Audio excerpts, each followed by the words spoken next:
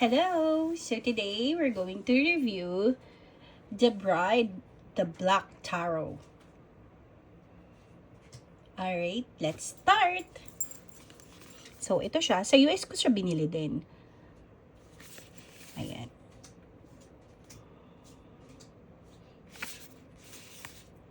Simple lang yung box niya. Buksan na natin.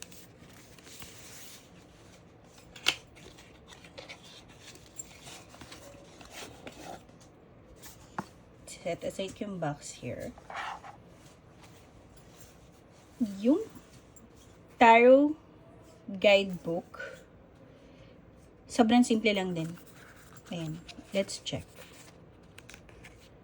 Meron ba siyang, may mga tips siya, may konting spread instruction siya, and then, ayan yung the Fool.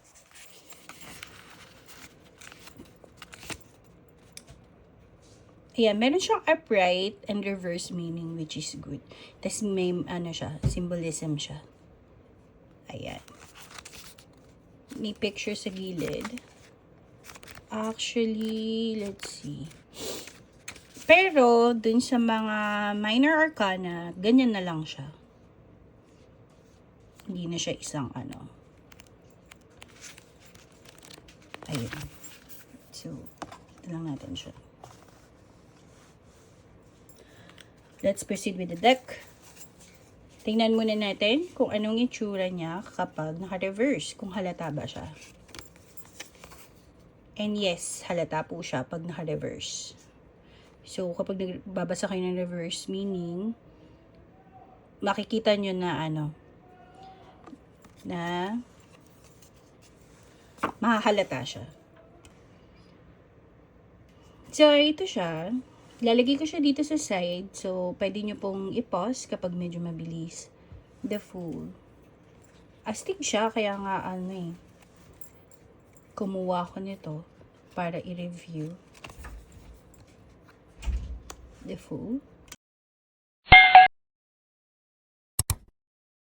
Then, the Magician. The High Priestess. The Emperor. The Empress, sorry. Ang dark ng color niya, kaya nga dark tarot. The Emperor. The Hierophant. The Lovers. The Chariot. Strength. The Hermit.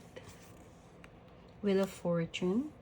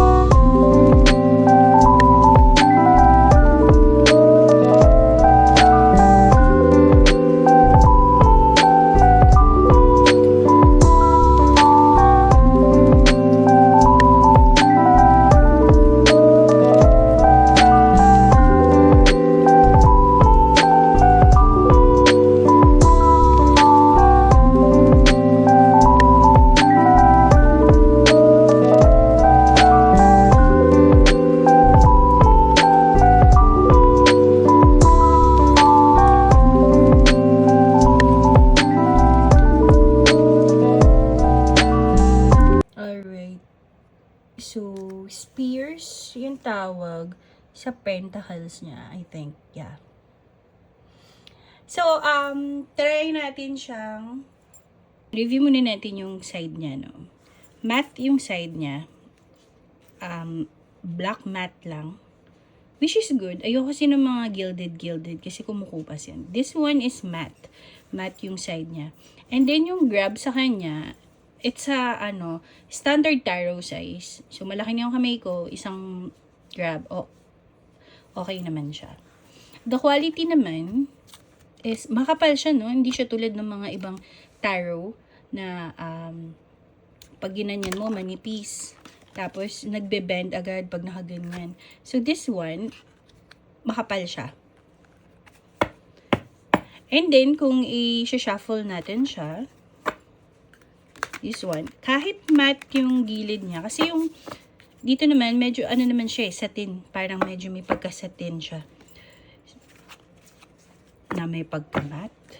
Ganun. So, okay lang din siya i-shuffle this way. Kung shuffle nyo naman siya as casino shuffle, like this, okay din naman. Pero, yung ibang tarot readers kasi, hindi nag-shuffle ng ganitong way kasi nagbe-bend yung cards. And this one, there's a possibility na mag-bend siya. No? Kasi hindi siya plastic eh.